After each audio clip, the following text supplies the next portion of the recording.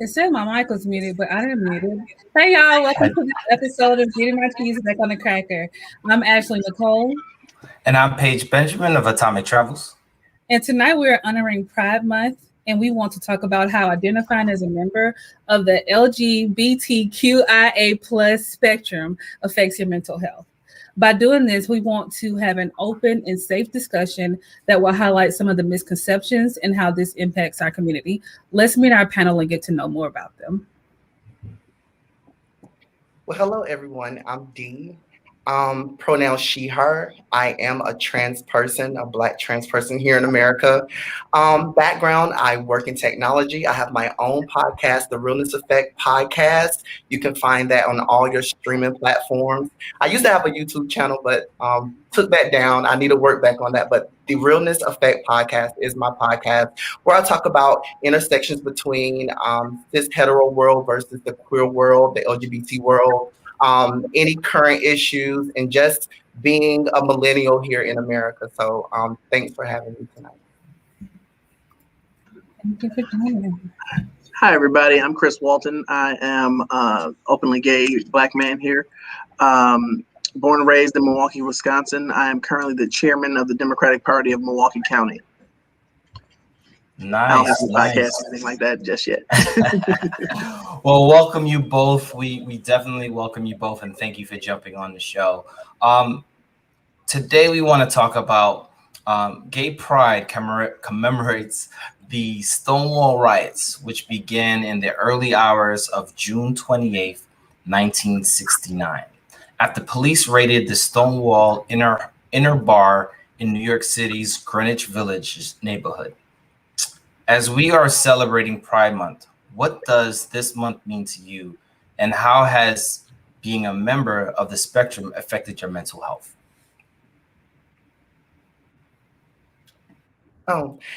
Pride Month, I just want to take the time to understand, for the viewers to understand, that Pride Month isn't, a festival parade. It's actually a protest. So the Stonewall, all of the riots that's happened in the 60s and 70s, that was actually a protest for just pretty much equal and human rights. We named it Pride for short, but it's just showing the world that we're here and we survived. And when I think about Pride, I think about survival. I think about, especially being Black and LGBT, it's a double survival that we must take on. So the mental health of a lot of us are in question due to the fact of the systemic racism, poverty, drug abuse, anything. All of these things affect us really heavily because the foundation of family kind of gets shaken very early for us about acceptance. A lot of people in the Black community, we have connections to the church and other religious figures where it is hard for the family to accept you. So if you kind of get ostracized at a young age, you don't have that foundation to lean on. So a lot of times your mental health is affected. And hopefully, as we go into conversation tonight, we can get more in depth about some of those things that affect our community at large. But Pride is a protest, but it's a beautiful thing. I'll see, for me, I never really got a chance to really celebrate Pride until I actually got into my first real relationship. I've known since I was 12 that I was gay, but I never really reacted or did anything about it because my parents were going through a divorce at the time. And I'm like, they kind of really didn't need anything extra on top of all the things that they were going through. I felt I took it on myself that I'm going to just keep me in my lane and just keep it to myself, and I'll figure this out on my own because I don't want to get involved with, interfere with whatever's going on over there. Let that stay over there. I'm going to stay over here and figure it out. So I didn't really come out until college. And so for me, Pride Month for me is really much so it's a celebration of the community that I'm lucky to have the opportunity to be a part of. I'm lucky to be a part of several communities that just, we get a chance to celebrate these groups. And they get, we got Black History Month, we got Pride Month. I don't get to be a part of that. And it's really, for me, it is a month of awareness building. It is a month of really helping people get better understanding of what the community is about and where we are, and moving forward, how we can want to continue to become part of it. And as far as for me being on how's it affected my mental health, I think that it is one of those situations of, I know a lot of people have struggled with their sexuality. I didn't really have any real struggles. I was very lucky, the fact that my family very much so accepted me. My friends laughed at me because they were like, "Oh, really? That's what it is. We always kind of knew you. We always knew you, but you just finally told us. So thank you for finally accepting yourself." And we're here. We don't really care. But and it's just, I've been very lucky to have this type of experience, because I know many people who have not had this experience, people who have been thrown out of their homes, people who've lost family and friends and job opportunities and all kind of stuff. So I've been very lucky, but I also think it is just a strong-willed personality that didn't really give a lot of people much room to maneuver. Either it's me or take me or leave me. So I feel lucky. So let's stay on that for a second, right? Dee, as a openly trans, and Chris as an openly gay man, these are some things that, like you said, there were some trials and tribulations. These are things that you knew of yourselves early on. But Dee, did you struggle with not necessarily convincing your family, but letting them know, like, this is who I am, this is how I feel? Because that, the whole idea of this is to kind of, and once again, we thank you both for jumping on. It's kind of tell your story and your journey, right? From the point of birth to where you are today, there's a struggle of getting people to acknowledge who the real you are, who the real you is, right? Yeah. And so if you guys don't mind both kind of touching on that, the reason we ask, how did it impact your mental health, is kind of, leading up to where you guys are prideful or proud to be who you are. What was that journey like? Because it couldn't have been easy, especially even in today's society. It's still a challenge. And Dee, as you mentioned, it's a double whammy for you. Yeah. Well, when you transition or you do anything differently in your life, your family has to go with you on that transition also. And for me, growing up as a little queer child, there was no closet for me. I always knew that I associated with things that are feminine. I didn't have a notion of that's for girls and that's for boys. I got taught that, like, put that down. That's for girls. You pick this truck up, that's for boys. I'm like, why is it so different? So I always had that questioning mentality. So, even by appearance, I never appeared that masculine. I wasn't that rough, tumble little boy. There was just something about me that stood out and that was inherently androgynous or queer. So from the time that I started school, I was getting questioned on, are you a boy or a girl? And it wasn't so much of me looking a certain way, because I'm pretty much probably in a plaid short set from the 90s with Ninja Turtles on them. It was the way that I acted. It was the way that I addressed myself. It was the way that I went about things that was turning people's, especially little boys, like that looked like me. They was like, what are you? Because you don't act anything like me. So me growing up in rural North Carolina to a family that's all in church, I grew up singing in the church and everything. They didn't know how to raise a queer child. So I identified with that pretty early on. I said, okay, they don't know how to raise me. So I'm gonna have to start raising myself a little bit. I'm gonna have to take more reins over this childhood experience of mine if I'm gonna survive it. So I developed mechanisms. I was popular. I was smart. I knew how to warm a room. I knew how to tell a joke. I knew how to dance. I knew how to sing. There was nothing that you couldn't get past me because I wanted to fit in the space. And I wanted my queerness to be an undertone, but not the whole thing. And I saw people that I went to school with where their queerness was just them. And those were the ones that were getting bullied. And those were the ones that Those was one that was dropping out of school, or you found themselves in trouble because they weren't going to school. I made sure that if there were some popular kids, I was going to be one of them, and I was going to be on the opposite end of the bullying, like if that was going to happen. And that probably was due to me kind of getting my tough skin from home. I'm the baby. So I'm this special child, and I'm the super baby. There's 8 years between me and my brother, and then it goes on to 15 years of my older sister. So they pretty much put me through boot camp because they knew that I was going to have to face some things when I got out there without them that I was going to have to learn on my own. So, that's not, I had a great childhood, but do I think children should have to learn how to put on the armor and learn how to do all these things at such a young age? No, but that correlates into my profession, like being able to speak and communicate and warm up. It literally, my life skill turned into my profession. My skill of communication and getting around and navigating different situations to be safe turned into my profession. But just that little struggling, you're locked in your room and you just don't know what's going on. Like, I'm the only person that has to feel like this. No one to talk to. Everything on TV is cis hetero, straight.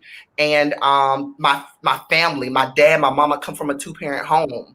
They're right there in the home. They're straight. My brothers and sisters, they're straight. I'm the weird one out. That's what I felt like. So it really wasn't until the internet came along where I found community in chat rooms and things like that. And then I went on to college where I found an actual community where I felt at home. So it took almost 18 years or 19 almost to feel at home in my own skin.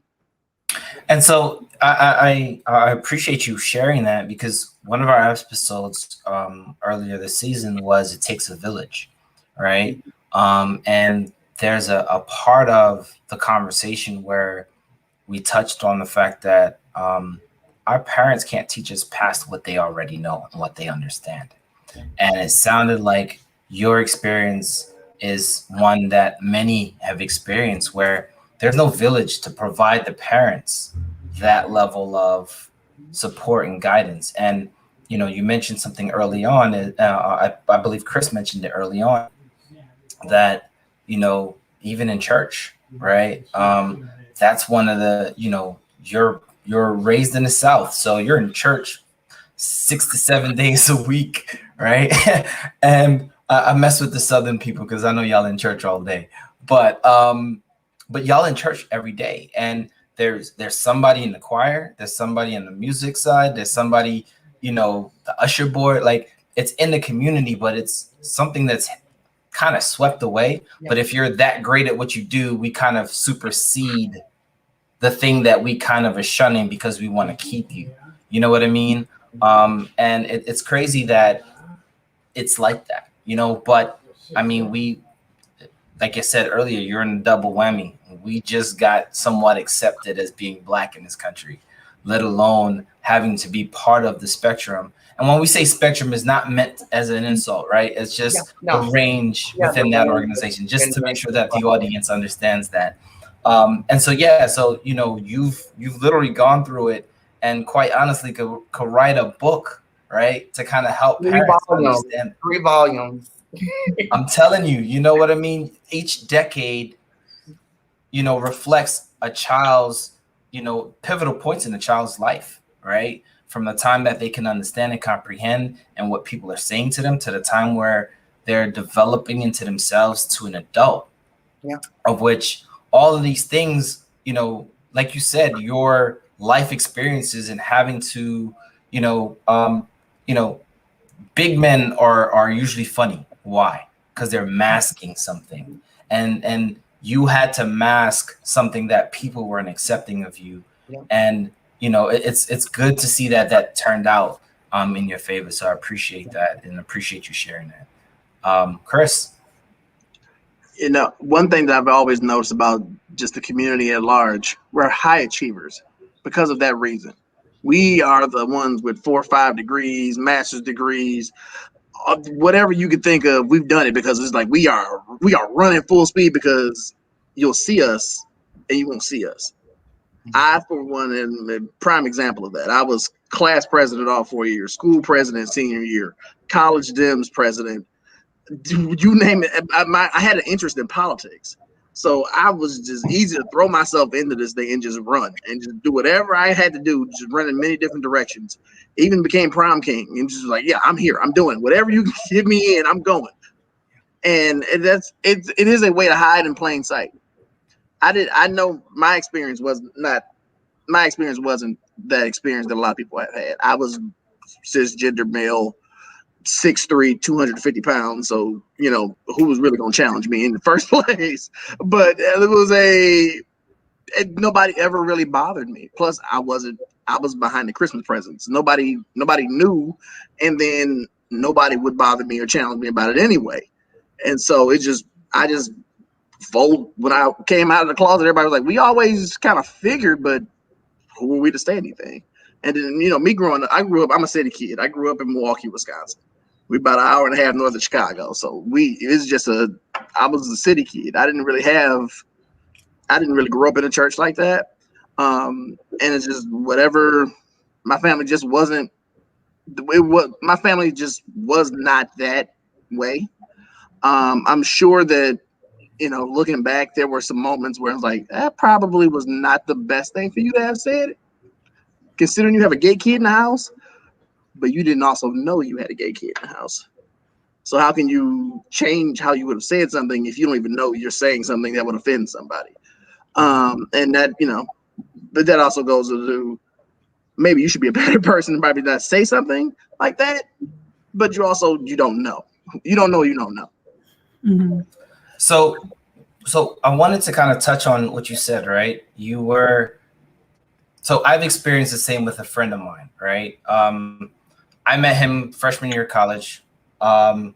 He was clearly gay, right? To me. But once again, it's not my job to tell him what he is. Throughout our entire college experience and then beyond, we kept friends. It wasn't anything that made him any less of a person. When he finally came out, he actually wanted to come out personally to me. And my response to him was like, bro, I knew since freshman year.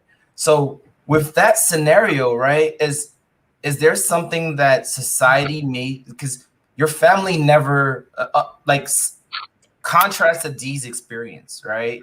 Like your family never was like, stop being gay, or, that's the slur that was being used, right? Like they weren't like, yo, bro, stop being gay, stop doing that. What kept you in the closet when your peoples accepted you for who you were regardless? It was honestly a fear, because you just don't know what you don't know. I could have said, well, here I am. And they were like, well, there's the door. You can go that way. I'm afraid. It is a fear. Nobody wants to be, especially in your teenage years, nobody wants to be different.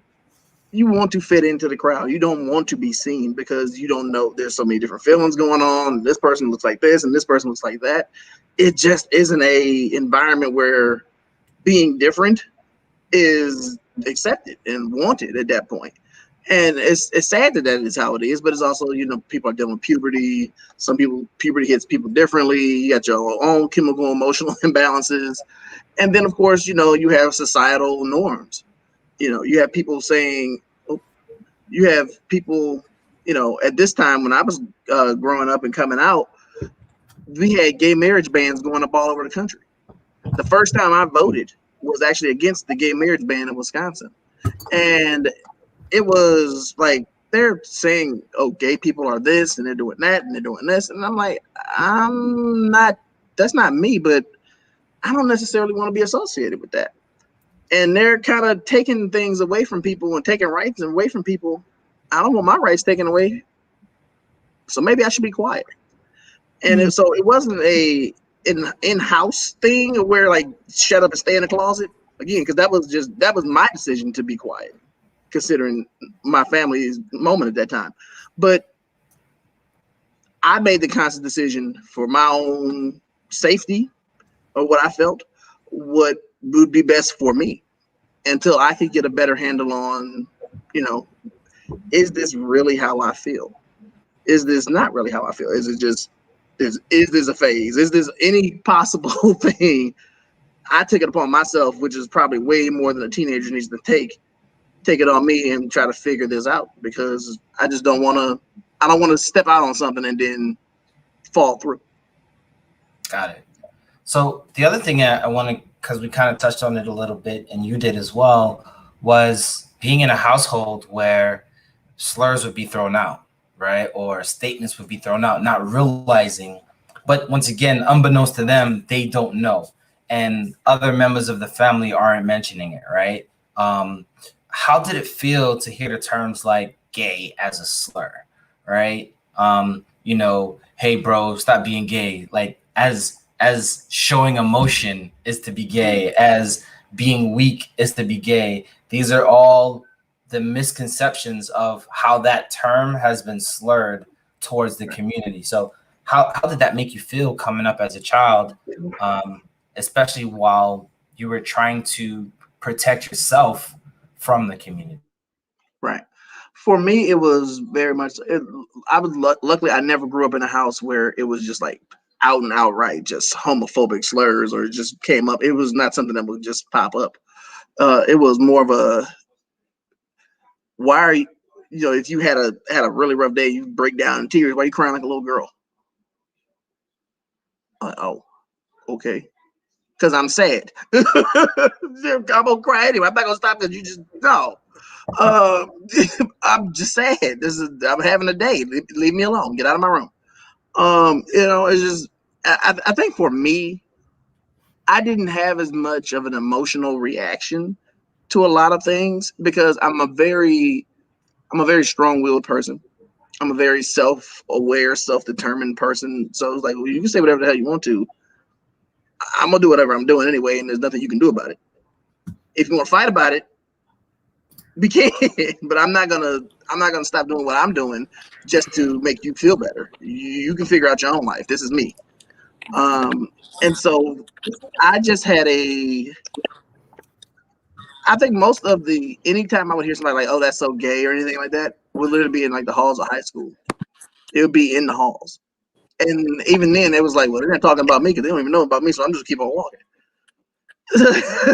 So I had a very good deflecting shield, I would say. So D, the question, I'm just gonna reiterate the question. No problem. The term gay is used very loosely in the community, in society, as a slur, and a lot of times it's used when, you know, somebody may not be strong, if somebody, in Chris's example, crying for no reason, but there is a reason behind it. How did hearing the word gay be used as a slur impact you growing up as a child? I had to find out what that word was. First of all, so you hear it from other people, and then you have to do your research. Like, oh, they think I kiss boys, you know. So, of course, back in the '90s, when I was a child and going to elementary school, hearing that word was derogatory. Like, nobody wants to be gay. I don't think at the time gay was used as like you do something stupid. It's gay. Gay was gay. You know, like they call you gay, you're gay. Either you're a gay male or a gay female. And it just kind of struck fear into you. It kind of hit the pit of your stomach because that was something that you questioned. Still, you know, like you don't know. Like there wasn't any resources, there weren't any pose shows or all of the internet to provide you with the tools so that you could figure out some of your language around your sexuality and gender. So gay was just that thing that you did not want to hear, and it just kind of hit you like a ton of bricks every time you heard it. You know, of course, we heard other things also other than gay when they wanted to really dig deep, but you know, I wasn't bullied in school. I always kept my head above water, kind of thing, like as far as social hierarchy. But you did hear those, you know, you did hear those terms. Yeah. So it sounds like you both gained social equity due to stature and due to personality. Did that kind of help you guys? So there's a question out here, and I think it's more for Chris, but I think this can hit for both of you. Like, do you guys have advice for someone who's afraid to come out, right? Everyone's situation is different, right? Clearly, between Dee and Chris, your life experiences have been a little different in the sense of how you approach coming out to people, how you approach telling people who you really are. Are there any advice for you that you would give? Advice I would give. I think the best thing that I've ever heard, and it's a phrase that has stuck with me since the first time I heard it in fourth grade. To thine own self be true. If you are afraid to come out, do what is best for you. If you are not sure if your family can handle it and you are unable to live on your own, or you are not going away to school, or you're about to come home from the summer and you have to figure all this out, if you don't feel you have a safe place to land, find a safe place to land. That's the best thing I can tell you to do. But do not lie to yourself. You know who you are. Accept who you are. That's the biggest thing that anybody can do. If you accept who you are, you will be fine. Be true to yourself. You don't have to lie about it. You accept you, and everybody else can figure out a line to either do the same or the line to go away. Yeah. Absolutely. Dee? Coming out is so nuanced. Coming out for a white person looks different than it does for a black person. It seems like Chris and I come from, some sort of privilege, but a lot of people do not have that luxury, and have that support system or that community to come out in, because what are they coming out to, But any advice that I, could give a person is that you want to know that that fear that you feel is unaccounted for because you haven't experienced it. You haven't given people in your life the opportunity to know the true you for you to fear anything. All you've heard was, the derogatory things around being in the LGBT community. But one thing that you should have done or should do as advice is to gauge people around you, because everyone should not get the privilege to hear your coming out story. Some people it's just going to be a rumor, but those you need to gauge in order it's not a party. I don't know what ABC E network party and people are having cakes and balloons and everyone is dressing in rainbow. That's not the case for the most gay of black and the most discreet of black person. There's no cake and no balloons. There's nothing about it. It could come out in an outing. A lot of people get outed and then they have to come out. A lot of people get, found messages. Now we have technology, messages or phones and emails. They get found out like that. And sometimes it's just almost a mental health crisis that they must tell somebody. So coming out is so complex. But whatever you do, be yourself and make sure that you have a support. And some of the closest people that share blood with you may not be the support that you need. You have to go out in the community and make those connections to someone who aligns with you spiritually, mentally, and all of that. Just like anything else, just like you're finding a partner to wed. But it's coming out, it's very personal. And just take your time, but be true to yourself. So I asked that question to kind of, and I'm glad that the person asked it, because it actually leads to my next query. How do you think the media depicts the LGBTQI plus IA plus community? For example, shows like Pose, RuPaul's Drag Race All Star, P Valley, the L Word, these shows that are out there, how do you guys feel like, and I think there's a new one out for a Latino kid, going through his experience as a child.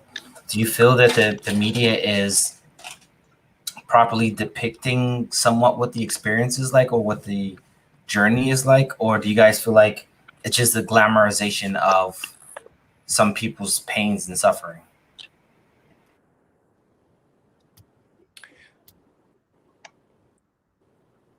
Well, I'll go. Media has a history of painting us as people of color in a negative aspect in the first place. So I can't trust media to tell my Black LGBT story. They didn't even get the Black part right, you Mm. know? So what they are doing is looking at, LGBT culture from a white lens and painting it Black. I love Pose. Oh my God. Like, I cried over almost every other episode, but that still was Disney World compared to the lives that a lot of us live. We got to see a trans black, dark skinned trans black woman get murdered in the show. That is very true. We got to see, some relationships and a ball where everyone's not associated with the ball, but it's great that we could open up the world to the ballroom culture. But that's not everyone's story because ballroom culture took place in big cities. If you come from New Bern, North Carolina, like I am, the ballroom might have been like a hall that someone had weddings in or something. That's the only ballroom that I knew of until I went to college. But I don't think the media is ready yet to hear honest stories from the Black LGBT community, especially Black trans women, and how we align so closely to the cis world, and how entrenched that community kind of interplays.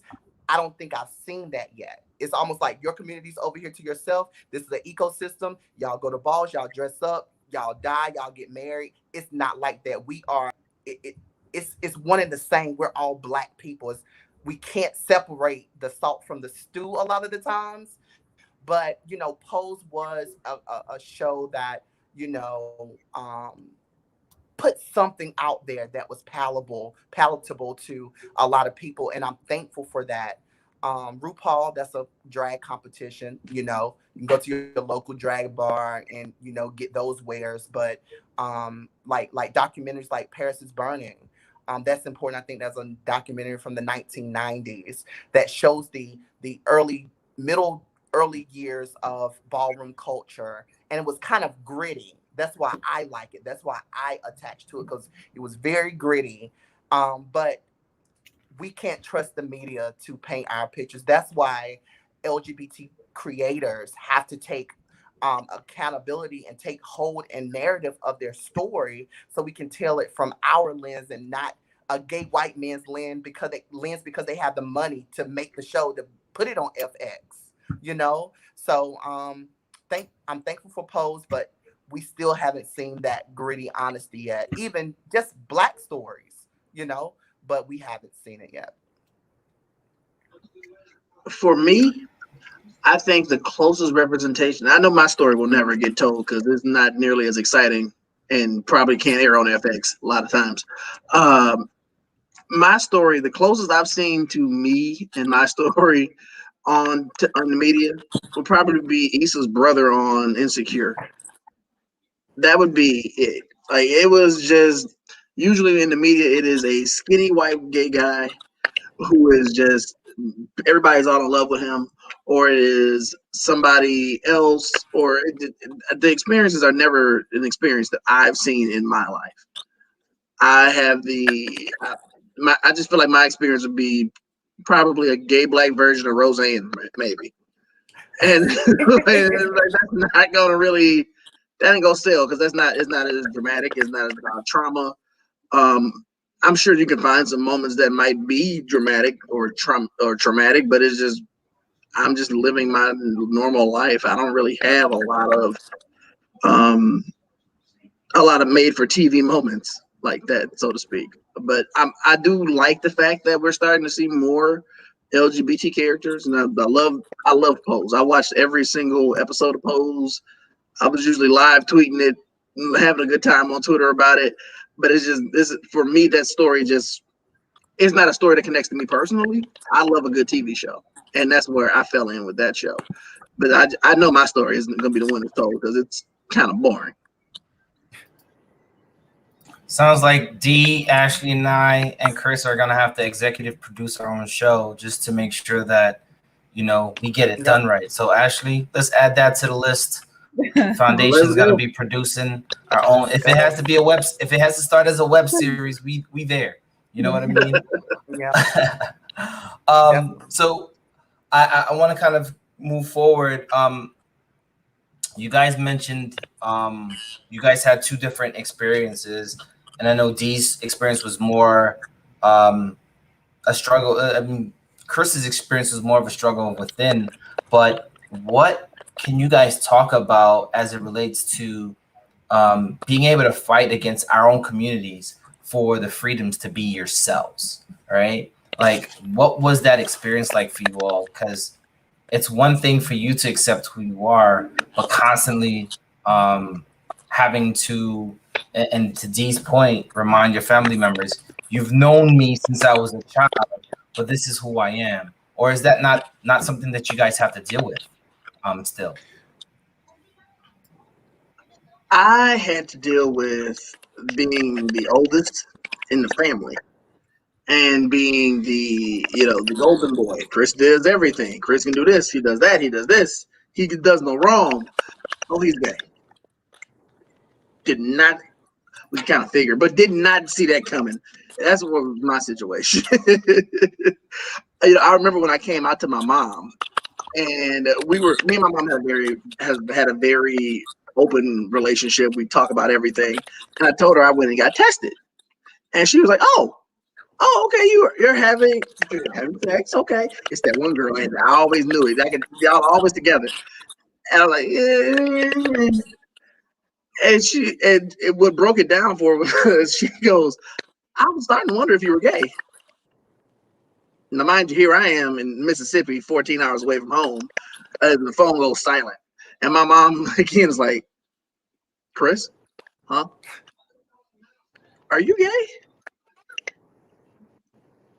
Well, and it just turns into a 5-hour cry. She on the phone just crying 5 straight hours. I just trying to figure like, okay, I broke her. What do I do now? I don't really know. What do I do?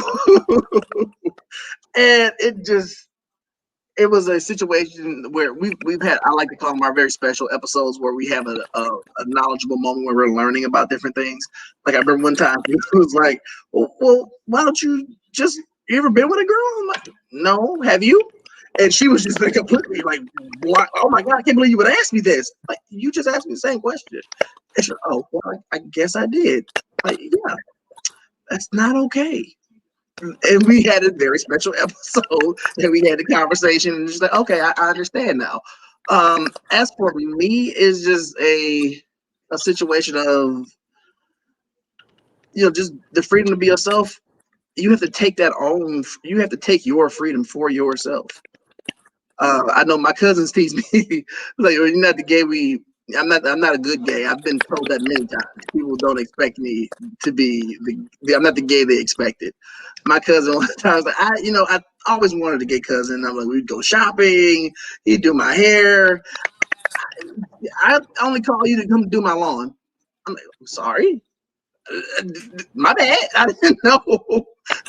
I missed that class. I didn't know I was supposed to learn how to do hair. So a lot of I don't fit into the box of what people would expect. I like football. This is a good dress day for me. I have people who can definitely outdress me on a good day. It's just me. I've just always been the normal guy, and so I don't always fit into a lot of gay circles, and I'm also not a 135-pound, 6-foot guy. I'm built like I'm from the Midwest. I got that NFL body, and so I don't really fit into that narrative of what gay would look like or be. Yeah. Um, well, as it relates to my own people, um, relating to my own people has been the biggest struggle, and that's only because of proximity. My family's Black, my friends are Black, both the universities I went to were Black, the church I attended was Black, the men I date are Black. So I can't say that I would have had a better experience somewhere else, but these are just my people. So of course, with the stigmas around being Black and being gay, you got the teachings of the Bible or whatever you believe in that says whatever about homosexuality.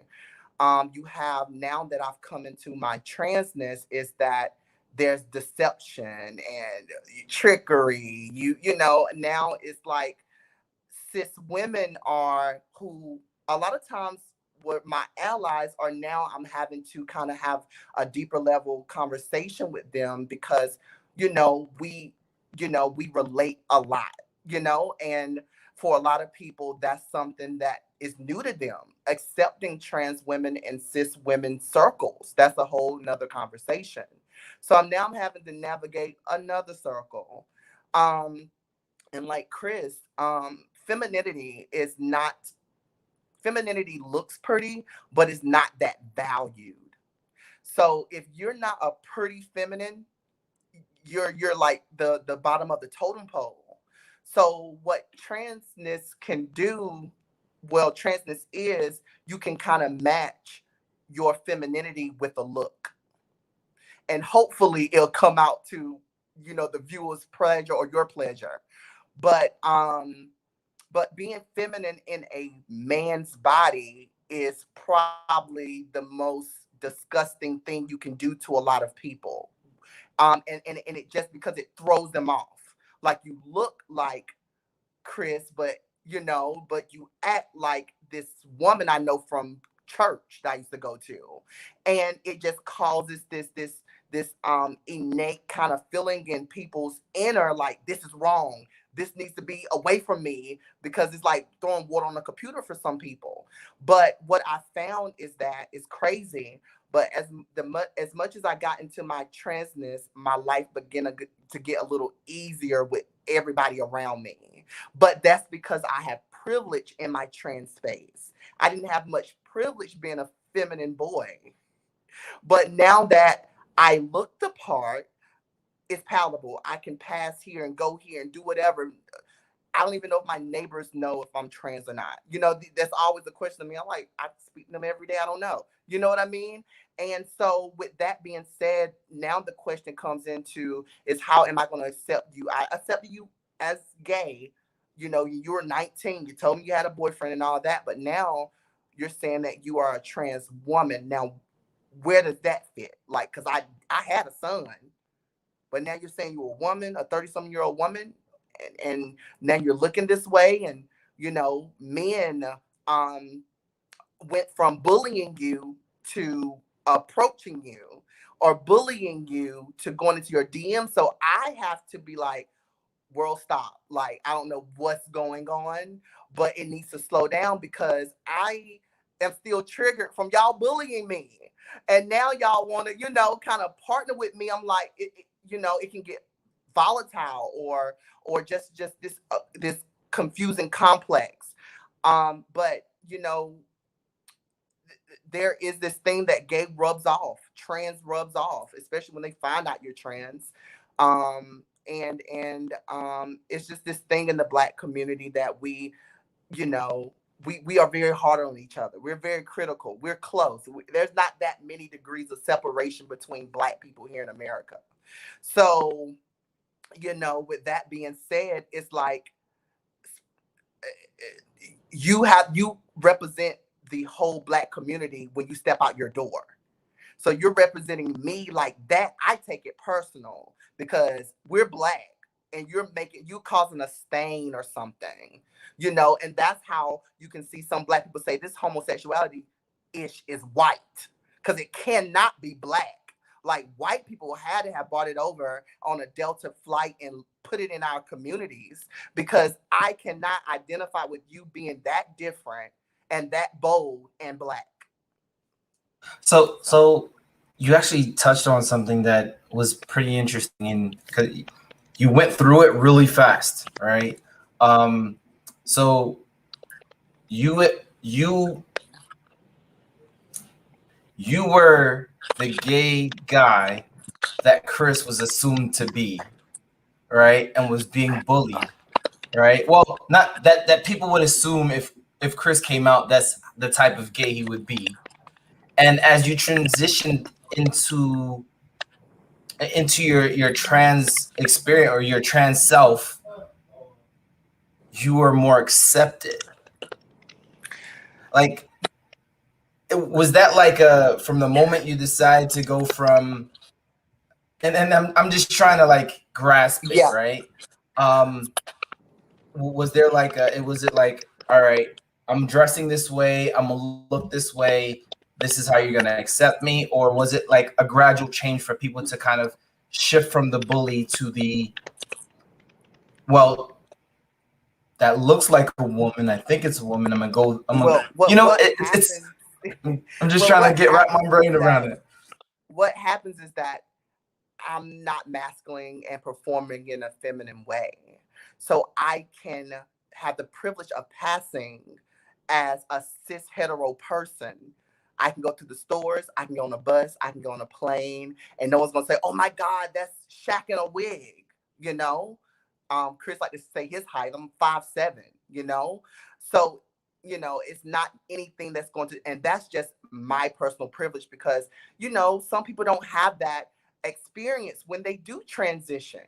They're still who they, you know, they still have their height or whatever that connects them to manness. I just happen to have a different experience so that I could go under the radar more effectively. And it was surprising to me, because my transition was like, oh my God, I want to be a woman today. You know, I woke up, somebody give me a bra, give me this, whatever. No, mine was that I grew more free within myself every year. So in college, I started playing around with clothing. You know, I come from an area of skinny jeans and the V-neck shirts. It was really what I was trying to express, what was going on inside with me on the outside. So even at my HBCU, I was known as that guy carried pocketbooks and wears those thong flip-flops and growing his hair and has it pushed back, because I was in these early mid 2000s, I was that person that was as close as the train as you was going to get. But I was just expressing being away from home, being able to buy my own clothes and dictating how I wanted to look that day. And that just continued because it made me feel free. And this is all the way to what you got into 2021 is this. But it was a gradual, slow change of how to navigate what I can do, what I can't do. Oh, they called me ma'am. Y'all, I really look like this. Like literally, that was me. Like I used to work at a hospital, and like I told you, I've always been androgynous and feminine looking, and I had a mustache at one point in time, and I was working at the hospital. The lady was like, that doesn't bother you? This old lady, she was like, that does. I was like, what? She was like, that. I was like, oh, my lineup, I go every week to the barbershop. She was like, okay. So another nurse went into the room and she was like, why does that woman have a full mustache? And my nursing buddy came out. She was like, do you know she thinks you're a bearded woman? And I was like, you know, like I always tell that story because I was like, what? Did he line me up wrong or something? But people even saw the transness in me before I identified it. I just had to grow into what was pretty much called for me. And now in 2021, I can be able to speak and I can be able to tell my journey so candidly, because there's not one piece of my journey that I'm embarrassed of. I was a little boy. I was a teenage boy like you. I went to the prom with the cheerleading captain, you know, and she's getting married in August. I'll be there as me, as D, her old prom date. And because I still connect with those people, those girls crowded around me and protected me. Because if it was left up to the males, the black males in the community, I don't know where I would be, but those Black women and Black girls protected me on those playgrounds because they saw in me at 5 what I was going through, and they said, "You're one of us, come with me." So I have nothing but utmost respect for Black women and how they stand. I would not be here if it wasn't for them. But, I know I get a little long-winded, but that's kind of, Oh no, you good. Because I think it's important because the passion of who you are and the pride in which you carry yourself, right? Yeah. It radiates out of you, and there's like no question about where you are with who you are, and that's the thing that we want people to see is that there's no one way to experience this, and it's interesting to hear you use the term privilege. And I think the first time I heard privilege in combination with a minority group was with Charlemagne's book, Black Privilege, right? And it's interesting to see how you accepted and acknowledged that you did come from a privileged upbringing because of the things you were able to set up around you. To Chris's point, you guys had to work twice as hard, had to show that you can do the work better than anybody else. And through that, you've kind of built your own society of which, hey, look, you can't be making us look bad. You know what I mean? You guys do it great and gracefully. And Chris out here being, the next president of the United States, out of Milwaukee and doing great things out there. So before we go over to the next segment, Chris, do you mind talking a little bit about your political career and kind of how that started? Because you mentioned voting against the ban of the same-sex law. So if you don't mind talking about that a little bit. Yeah, absolutely. So when I was in 3rd grade, I fell in love with politics. My 3rd grade teacher introduced me to JFK. And I just knew after I read the children's biography of JFK, I was going to be JFK. I'm going to be president one day. I didn't realize at that moment, it took money, and his family had money. My family, we the ones that shopped at Walmart and the ones that owned Walmart. I didn't catch that immediately, but I got it. I'm like, I can do this. Whatever, if he can do it, I can do it. And so it just took off from there. I started working on my first campaign when I was 15. And I've worked on campaigns from city council level all the way up to Kerry, both Obamas, Clinton, and Biden.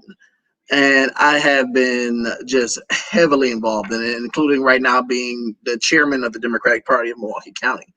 And when I was elected, I was elected as the youngest person to ever be in this position at age 28.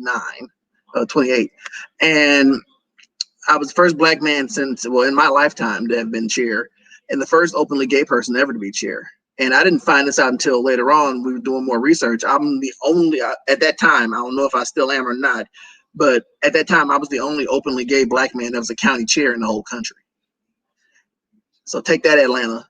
Milwaukee got it first. But it's been an honor. Even when I went out of state and went to college in Mississippi, I became president of the College Dems down there and met friends that I still to this day live with and know. And I've been engaged on working on campaigns all across the country because these are I'm fighting for the things that are important for me. And that is not just for me, it is for my communities that I represent.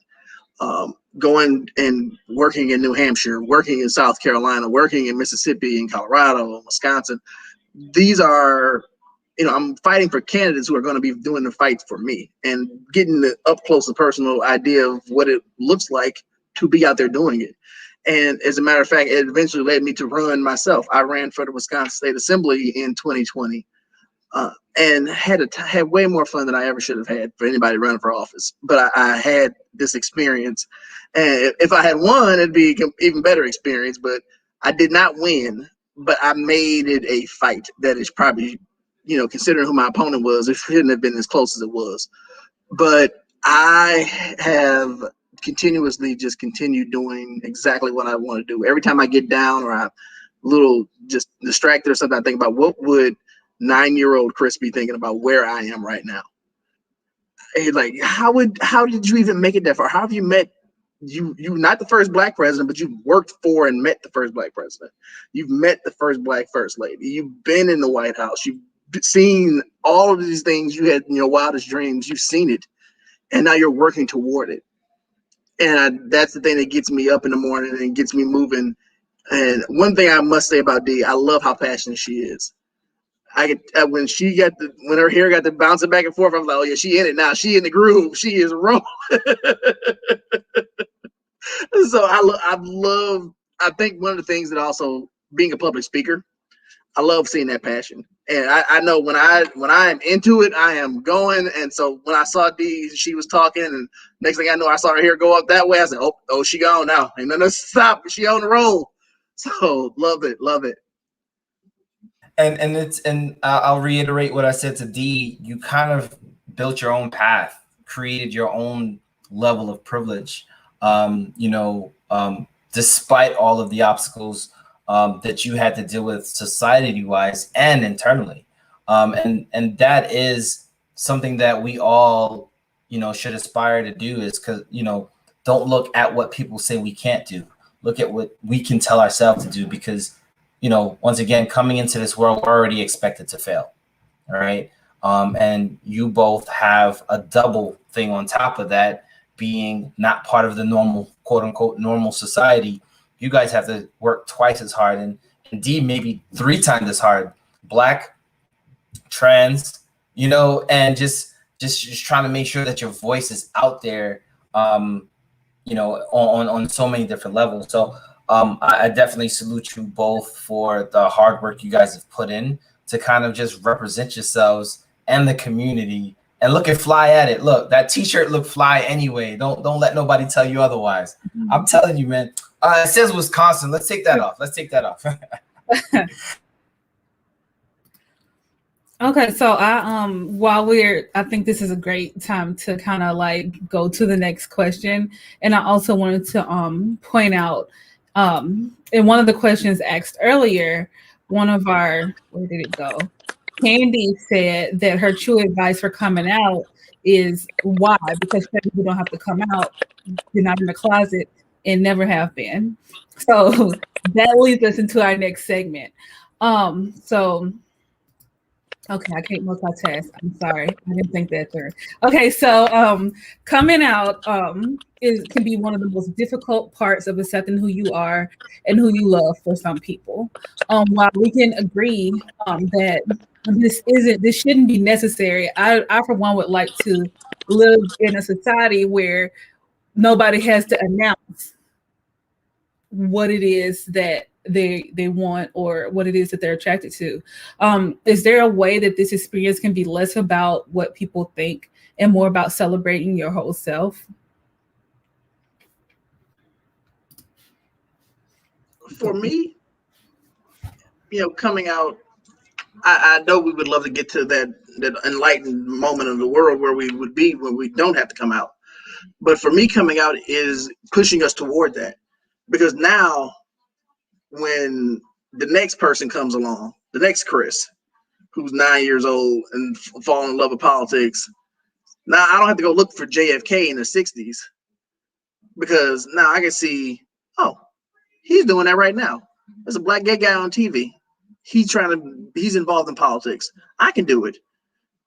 And nobody has gotten in his way. Well, there are people in the way, but nobody is stopping him from continuing to move forward where he wants to be at.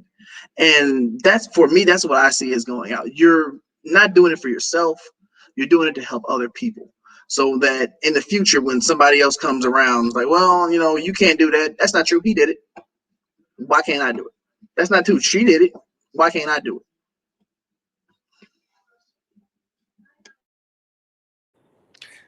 And that is true. It's more so about visibility and being a resource for someone else. Like Chris stated, 9-year-old Dee needed, me in 2021 to tell them that it will be okay. So coming out is just the depiction of my happiness with myself. So I do think it's important because since we don't have a lot of examples, especially in the Black community, you are taking it's political to be LGBT in the Black community or anywhere because it's weaponized, you know? So you are taking a political stance and you are taking, you know, some kind of radical approach to your life, especially in the Black community. Um, and it has to be, you know, seen. Your family needs to see that there can be a educated, well mannered, um you know, in their right state of mind gay person in their family, because TV tells them otherwise. Or, you know, them seeing a story, you know, such and such went to New York and disappeared. You know, there's so many stories like that in the South where someone goes to a big city and never comes home. And that's one thing I wanted to do when I came. Thank goodness for Facebook, because I really didn't have to say much. I let my pictures and statuses talk for me a lot of the time. So that was great about our generation. Social media helped me do that. So I was putting things up and letting my family discuss it at the family table when I was in college. So then when I got there physically and, you know, came as I was, they had already kind of brainstorm while I wasn't there, and then we can have that conversation. But you just have to be visible. Like my family, at this point, I am the only open LGBT person in my entire family, the entire family. Now, numbers statistically, yeah, I don't know how true that is, but right now, today, I am the only one. So everyone looks up to everyone that know me from kindergarten to college to job. I am their poster child for how LGBT can turn out in the Black community. So I get phone calls, I get DMs. Can you talk to my child? You know, I told them I had a coworker named D that was fabulous and looked good, honey, and all that. Like, and they're trans too. And I'm always in that seat. So if I was closeted and hiding who I was, I couldn't even be that for, you know, for someone, you know, and someone help someone family member because they knew me in college. You know, the reason why I'm on this live stream, Hey Tisa, was because of Tisa. And I came out in a class that she was in, you know, and she sat behind me. We kiki, but there was some presentation that happened, and I came out up there in front of the class, you know, and that's how we connected. What, 11 years later, I'm talking to you through Tisa that saw me and was friends with me in that class I came out in. So, you know, like, it's the visibility that matters.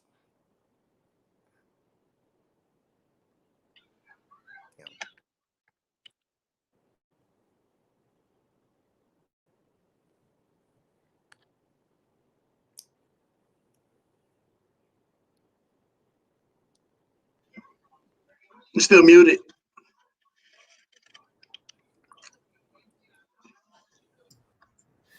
Did you do it? All these Chinks and no Indians. I muted myself. And somebody, I'm not going to say any names, page, muted me back. Okay, so with that in mind, so I didn't know. I think that there's a lot that people don't know, but I also think just like with Blackness and racism, I don't think that anybody should be tasked with teaching these things. But I didn't know until we were writing these questions that people still use the term down low. I thought it was upgraded. But do y'all think that brothers on the down low are people that are like, what's the woman version, like a beard? I don't know the terms, but I hope somebody can tell me the correct words. Do you think that the people who are like hiding have an impact on the community, or the opinions of the community on people that are in the spectrum? So I want to add to that, right? It's more so around people who are in relationships, in a cisgen relationship, and are partaking in the other world, right? And the impacts that have, not just in their cisgen relationships, but the other side of the relationship as well, and the community.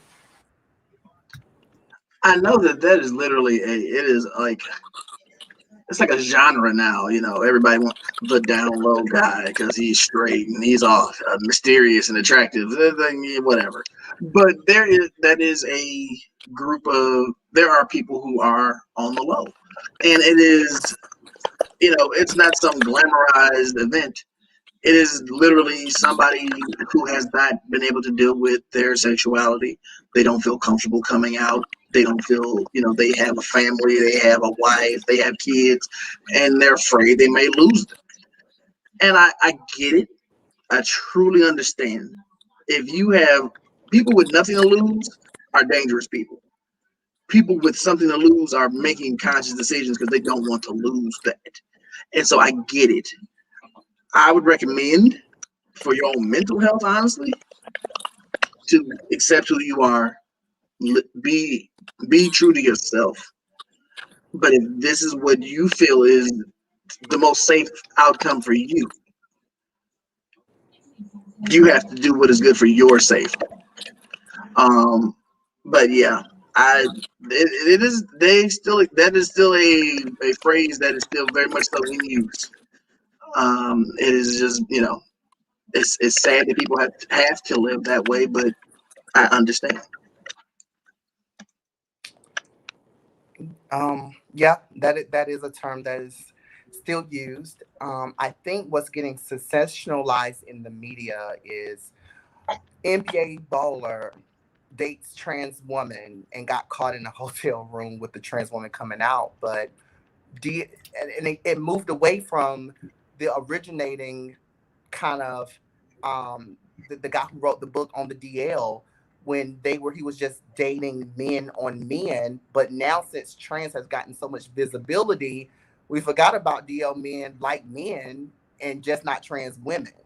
So people have created this narrative that trans women hold all the DL men in their back pocket, like y'all know all the tea, the talk around DL men because they like y'all.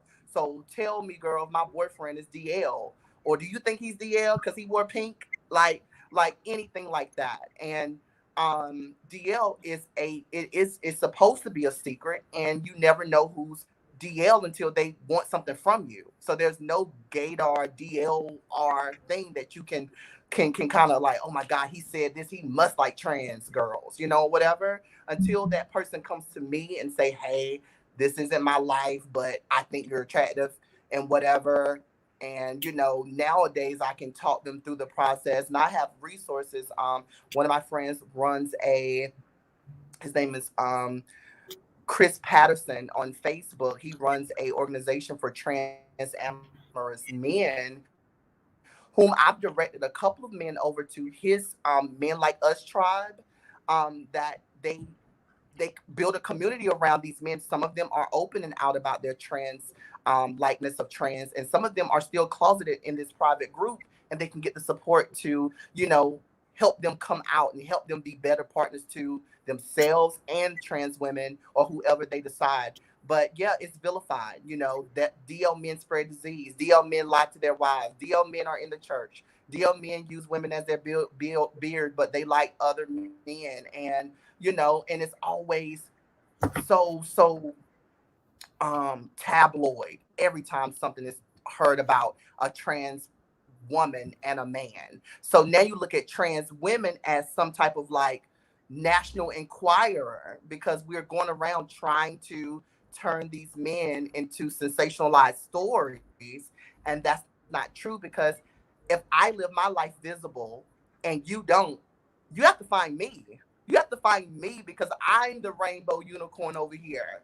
I don't know who you are. You married Sally down the street or go with um Tasha up the road, but you came to find me because I am visible. So but we understand patriarchy, black, cis masculinity, toxic masculinity, the way in which black men have to be rough and tough and can't have any emotions or any variance from cis women. That's why we have DL culture. Then we have parents teaching their children, violently don't like little boys. There was a story out in Atlanta that they cut gay in this little boy hair, shaved his half his head, and was punching him in his face or slap him in his face because he did something gay. And they actually took that little boy out of the home because it caught wind on social media. And this was just last week. So we are beating this, especially into our Black males that don't ever bring anything home other than a cis woman. And don't you be out here gaying or anything like that. So it keeps them in the closet. But we have to change that as a culture to be more inclusive. And honestly, for me, there but by the grace of God go me. I could have easily been that man and just tried to hide. It would not have worked, but I could have hid. I never had a girlfriend because I didn't want a girl. But I didn't, if I wanted to try and lie to myself or try to hold up some facade, I easily could have done it. I dabbled in that slightly with Facebook because I always would make sure, my one best friend who was like my sister, she's with me. This is her in this picture with me. We're over here. We're doing this. That's the girl. My mom was like, "Oh, it's that one girl." And I'm like, "No," but people thought, I gave the image that this is what you would expect until I'm comfortable, and then, boom, here it is. Take it or leave it. So I'm happy that I was able to get out of my own way, in that for me, and live in my truth. But I know not everybody has that option. Okay. So on another note, when I know that I'm trying to break myself from saying things like you don't look like or you don't act like yada yada yada. So I know that in talking to friends and getting this putting the show together, there was some things they mentioned as far as like preferences or like just habits. And I wanted to ask you guys' opinion. Is it dangerous for members of the LGBTQIA plus spectrum community to perpetuate the negative stereotypes of the community, like wanting bottoms or tops or the use of trade or any other slang that y'all use to refer to each other that we may overhear? And like, I just learned what these words meant like a week ago. So, again, y'all may be more familiar with the words that people may hear y'all saying, but do you think that is negative to perpetuate those stereotypes within the community?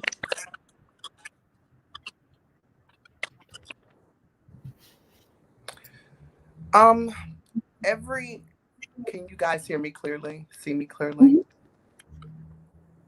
Okay, great. So every community, especially a minority, is going to create their own safe spaces with their languages that's unique to them. Um, top terms like trade and all of the little things that you hear from a Saucy Santana or anything like that from all the social media influences that a lot of that comes from the ballroom scene. And the reason why that is still being passed down like tradition or something that we just do because it comes from a struggle. It comes from a time where the ballroom was the only way that I could look like a trans or a cis woman and not get killed, but I could do that at the ball and compete and see what other trans women or what other men who could like pass for straight men in a competition, so that it was almost like practice for the real world. So if I can get through and win my tens across the board, which is another thing that people use all the time, but it actually comes from ballroom competition. If I can get my tens across the board down here with you guys, I can go take the subway or the bus, and I probably can live to get home at least because I've convinced you guys that I performed in a way that I can survive. So a lot of these terms are from survival and they're cultural. Like we have our terms in the Black community, and it just interweaves each other, and it's a Black thing. It's a Black and brown thing. It's not just gay. We grew up in your house, so we heard our mothers and grandmothers and dads talk, and we twisted it and took it to the ballroom. Like it's no like planet Mars that we grew up on. I don't get that. Like why don't y'all think we grew up with y'all? You know, like, why don't you think we experienced that too? Like, what, how, you know, even I have to check, like, I was there, like, you know, like, you know, we were there, you know, and we've always been here, you know, open or not, DL or not, trans or not, we've always been here. And to be Black is such a commodity. To be Black in this society is almost like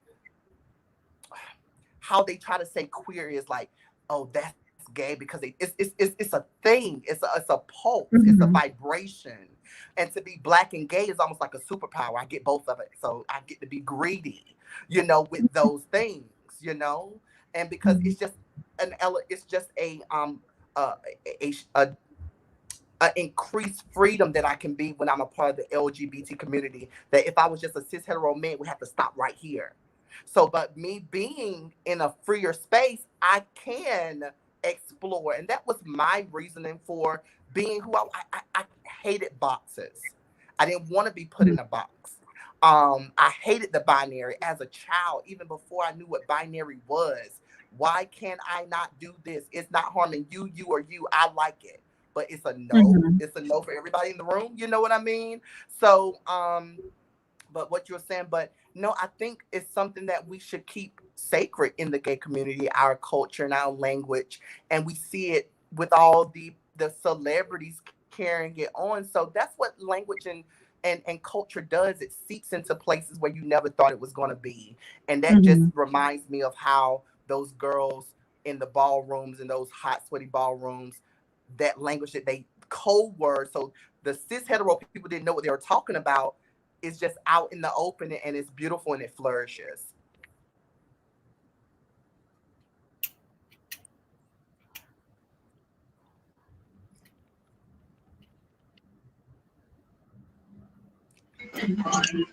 I, I'm good with that. I don't think that need anything else to add to it.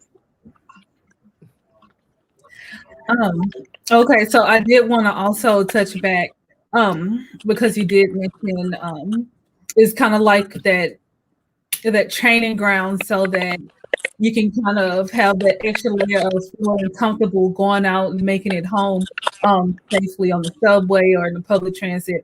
I know, I know it happens a lot, but I kind of block it from my social media. But there was this video, I think it was last year, this lady was getting beat up on the just getting like jumped by like this gang of people. How does I know that you have to worry about your family and friends accepting you if you when you come out. You have to worry about your safety in different aspects of okay, who's gonna do this? But how do you deal with worrying about like well not even worried, even thinking about what happens if one day I'm in the wrong place or I'm just not paying attention, or are you ever not paying attention and scared that something may happen? It is 2021 in America. I think we're all on a little bit on edge and looking over our shoulder because it may not just be because you are gay. It may not be just because you are Black. It could be because just one white person had a rough day and now they decide to shoot up the whole damn neighborhood. We Mhm. are literally all on pins and needles right now just because how things are going at this moment. Mhm. I've been very lucky. I've been very blessed that I have never experienced that or felt threatened because of my sexuality. I'm sure that that is a fear. I know for a fact that is a fear that keeps my mother up at night if somebody would try and do something to you. But that's also a fear that she would get for me being a Black man in America. That's also a fear that a mother will have for a child, whether they are 2 or 32 or 72. And I don't go through my day thinking about the worst case scenario of what could happen. If I spend all day considering what the worst case scenario is, I'm never leaving the house again.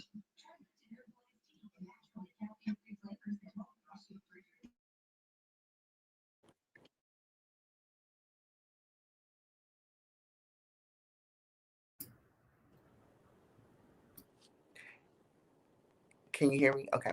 And for me, it is complex because transitioning into a cis assuming person now elevates it now puts me in a category that what women fear, that guy attacking you, that rape, that guy trying to talk to you, you turn them down, or that guy trying to talk to me and they find out I'm trans. I didn't have those problems before. I pretty much lived as I grew older from a black kid to a black teen, and then that's when I kind of started getting into, my transness and going towards that spectrum. I was a college kid. I wasn't in trouble. I didn't get in trouble with the law. But if I stay on that track and continue to be a cis hetero male, I could have the fear of the police. I don't quite fear the police because they don't assume me to be this big black guy that everyone's scared of. But I do have a over hyper vigilance from men because of how I present. And that's something that I had to learn. Like, girl, you can't go and walk to the store. Like, you can't do that. You had one bad encounter with the guy that tried to follow you to your car. I've had people literally follow me home from the grocery store twice. And did not know me from a sack of beans. And me and my gift of gab, always knowing what to say. I said, my family's on the inside. What are you doing? He was like, oh, your fam on the inside? I was like, yeah. He was like, I'm gone. Like, what you think was going to happen because you saw me in the grocery store and decided to follow me home? Had an incident. These are new things to me because I didn't grow up as a girl. I didn't get taught, girl, you better do this, and girl, you better close your legs, and girl, you better not go here, and girl. I did not get taught. My family was like, I don't know, hands off, you'll figure it out one day. I don't know. So I had to learn this in my 20s, what girls have to do in order to stay safe. So now I have pepper spray on my keychain because of a bar incident that I had with a guy that was getting a little too aggressive, and a taser. I've had to learn these things. You don't want to be a damsel in distress, but that's how society treats feminine bodies. That they have control over your body because you owe them something since you have this body and you look like this. You owe me, give it to me.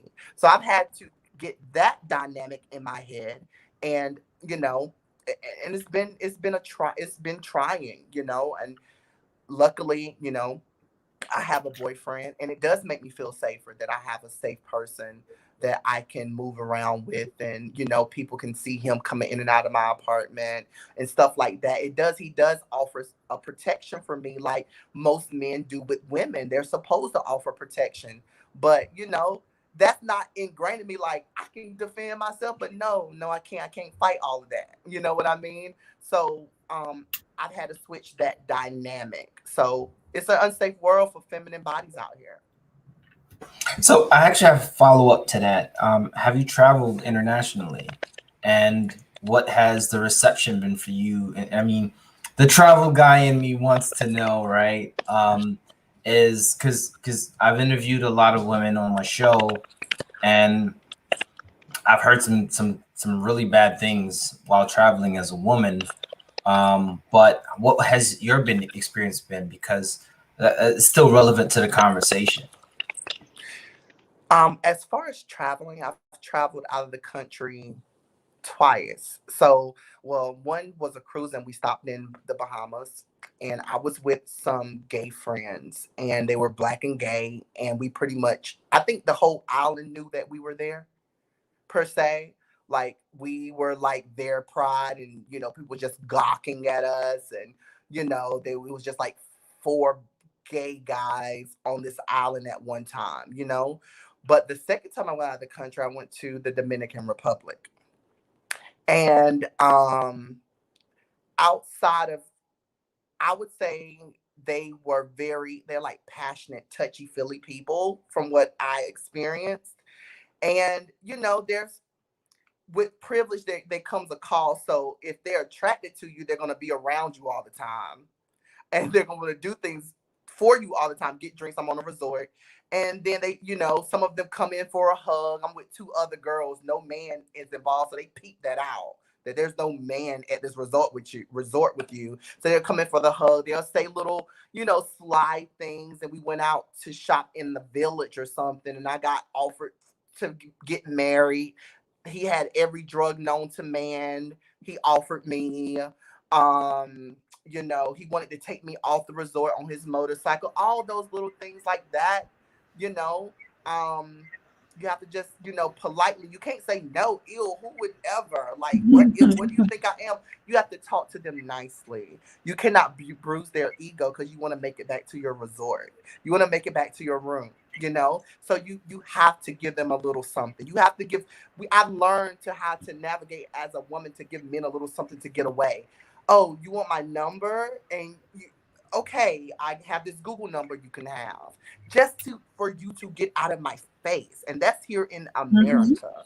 So, and I don't travel abroad a lot. So I'm not a big traveler, but here in the States, I know what I have to do here in North Carolina. So, just to get away from that danger and, never tell someone you think I'm cute. I'm trans, right? I was born a man. Like, you can't do that. And I know there's a lot of conversation on like Clubhouse. You should disclose just as soon as they say, hey, what? No, I need to get to safety. I would get that if I was interested in you back, the number I give you will work. And we can go and say, hey, I could say, thanks, that was nice, whatever. I'm trans. I don't know if you didn't know or this is what you are in. You have to do that, but you have to do that away. But men getting their macho on, spaces like a Clubhouse or some type of discussion, they say, well, I wanted to know right then because I could have saved my time or whatever, but it's too dangerous. Yeah, it's too dangerous. I have not traveled out of the country recently. I was a kid last time I went out of the country. But I know that there are areas of the world that are just not that accepting of gay men, period. And particularly, the Caribbean is one of the places that I would like to travel to, but I know that, a Jamaica or a Dominican Republic or Haiti, the Bahamas, they may not necessarily be too excited to see me come through. But I know I have that privilege where I pass very easily and nobody would notice me. So I could see, I don't think I would have much of a problem, but I know that is not everybody's story. So as I'm putting my travel hat on, right? From the travel perspective, the perception has been different these last couple of years, mainly because it's one thing to be a native versus a tourist, right? As a tourist, a lot of these countries that you've mentioned, their primary concern is to protect the tourist by all means necessary, because tourism pretty much funds the country. And to your point, you may not seem like what is the typical gay guy looking like, right? You may not look like, nobody knows what you are unless you tell them who you are and what you are. You know what I mean? So a lot of times, I think when I say we, like us as the minority groups, we project some of our fears and concerns when we're not as informed or aware. You'd be surprised how accepting a lot of places are, especially in today's date, primarily because, especially in 2021, money is green. People are green. As tourists, you look green, right? The only thing that matters to them is that dollar. And every Ministry of Tourism's primary concern is your safety. So, I say that to say one of the biggest things that I advocate for is that everyone experience travel, regardless of who you are and what your experience has been, because it expands your perspective, especially if you go to places like Thailand and South America and Central America. I mean, it's a lot more accepting than what our media makes it out to be, if that makes any sense. which is why it ties back to the question I asked earlier: is does the media help or go against your community? You know what I mean? But I definitely appreciate everything you guys had to share. And I want to kind of lead us to the kind of final segment of this conversation, which is how do we expand this conversation, right? I know you both are huge advocates. I know you both are clearly passionate about what you do. What can be done to progress the societal norms to continue to foster a more safe world, starting with the Black community for the LGBTQIA plus community? Like, what can we do to kind of make things a lot more normal, right? I think the most recent is probably the trans community is becoming accepting, right? I'm not saying it's all the way there. It's becoming. But what are some things that we can do? Because you don't know what you don't know. And this is kind of the platform for us to be able to kind of be like, all right, well, what's the tea? What is it that we can do as a community to be more accepting?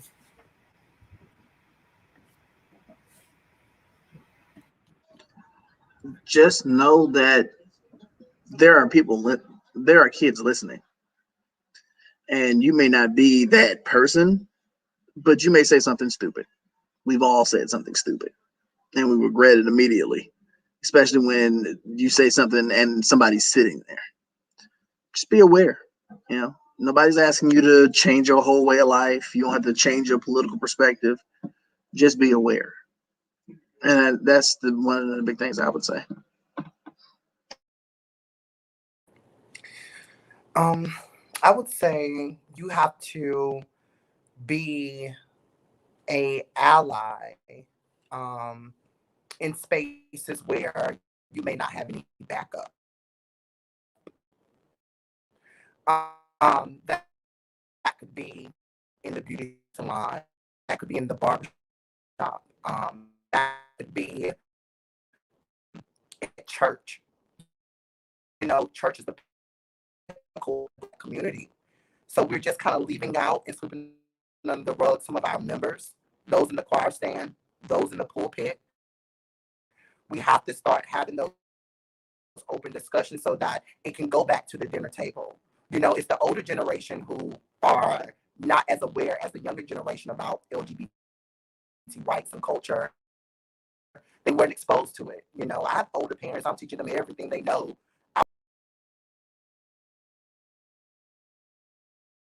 She was definitely on point. We'll see if she can jump on, but before she jumps back on, before she does that, Chris, do you think we can change the narrative of how the LGBTQ plus community is seen within our community? I definitely do believe so. More and more every day, it's been accepted.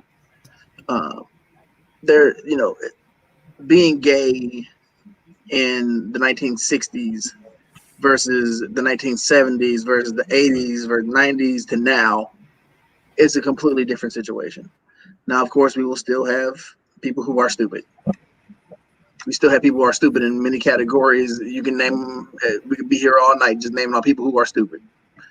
But things are getting better. Things are getting better. And that's the thing that we have to accept, acknowledge, but continue to push forward. It's not just the fact that, we have people who we're still in the middle of this fight with HIV. We still have to push to make sure people know that, protect yourselves, use condoms, get on PrEP if possible. And we still have to continue just making sure we're getting that information out and making spaces and organizations available so that, young people who are coming up, they don't have to struggle like I had to struggle, like Dee had to struggle, that every day it gets a little bit better. Same thing with the Black community, same thing with the LGBT community. We do a little bit better every time we go around that sun. And we're getting better and continuing making that progress. Because if we're not, then we have a problem. So D, I'll reiterate the question. Do you think, and we lost you right while you were in the thick of telling your amazing story. Did you want to finish what you were saying before you dropped, or because I think we got the sentiment of what you were saying, but I wasn't sure if you wanted to finish up.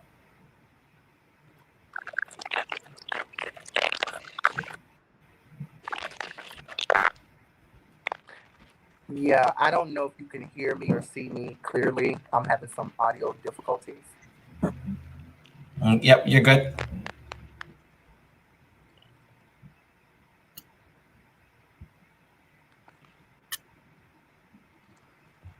You're good. Hello?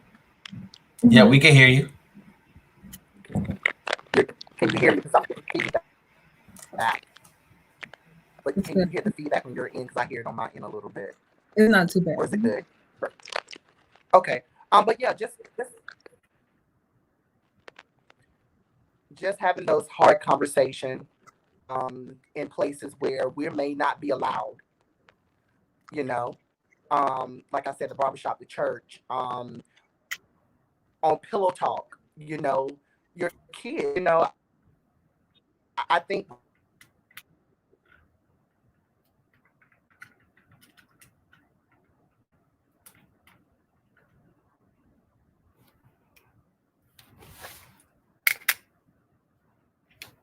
I think we kind of lost her, but that's the magic of TV. So what we really want to do is, oh, looks like she's jumped on from another device. So there you go. All right, D, we can hear you now. Okay, I don't know how to kill that other person, that my other twin. We'll take care of that for you. I am so sorry about this North Carolina internet, but yeah, just, you know, those hard conversations in those places that we cannot access. In your fraternities, there's gay people in fraternities and sororities. We're not quite allowed yet to be in those spaces. You know, clergy, church, your family, just having a normal conversation about you have Little Nas X, as controversial as he is, teens and children can relate to him, and you can turn that around and have something positive come from that. You know, that he's an artist, he's young, he is out and gay, but he's doing so much as positive, other than the last video he made, you know, slide down the pole, you know, whatever. But you know, that's you know, to your taste or whatever. But and just be kind to people. You can see people differences. Sometimes people wear it on their face, their differences, and sometimes they don't. Like mental health, you cannot visibly see someone struggling with mental health. So being kind to everyone puts them in a safe space as well as you. So just put on your nice hat, you know, and listen to them. Listen, you'll find out their pronouns, you'll find out their name, you'll find out how they live once you are that effective listener, that active listener. You'll find all that out. You don't have to come with a battery of questions to the person and they're gonna, you know, back away because like, oh my God, Barbara Walters at work, you know, like, you know, I was just trying to get my coffee and now you want to ask about what's in my pants, you know? So yeah, being nice goes a long way, and you never know. As much as you say, I have 2, 3, 4 strikes against me, maybe one day I just need you to smile and say hello, you know, how's your day, you know, something like that. And we all need that on this call, in the community, Black, living in America. All of us need just kindness. So the follow-up to that was, how could we change the narrative of you all in our community, right? You know, that's you know, I kind of find out that our community is not as forgiving, right? We're even harder on ourselves amongst our own. Is there a way that Chris talked to it a little bit earlier, but is there a way that we can work on changing the narrative of how our community see you all?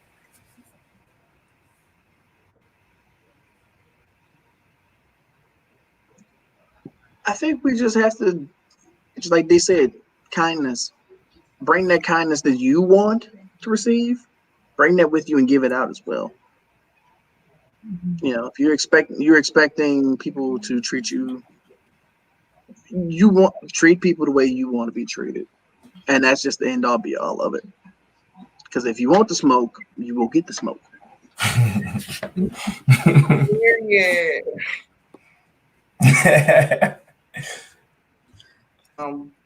But yeah, he said it. Kindness, talking to us. We speak many languages, and English happens to be the one I'm fluent in. So we can definitely have a conversation. Don't be afraid.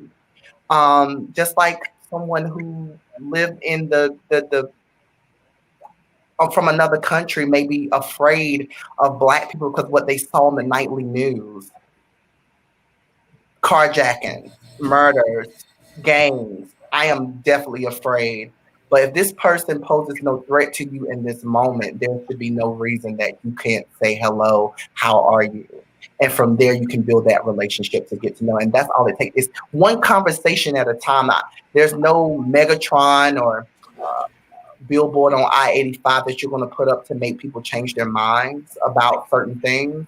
It's conversations like this, conversations that you all are having, conversations that I have with my friends and family members. I'm always educating. I have to understand that I'm going to be an educator for the rest of my life. I come from a teaching family, and I ran away from that profession, but look at me, I'm back. I'm back to teach, and that's just something that we as Black people have to always have our education license, up to date, because there's always a time where we need to read the room and tell them what we stand for and who we are and where we come from. Mm-hmm. Okay. Well, I love those pointers. Before we wrap up, I do want to just give you guys a chance. Give y'all a chance. I know you have your podcast, Dee, and Chris, you're out here in these streets working for the United States. Let our guests know if they missed it earlier, where they can find you, what you have coming up, or any of that information. Yes, my podcast, The Realness Effect, with Marlo B, but it can be found on IG at The Realness Effect Podcast, all spelled together.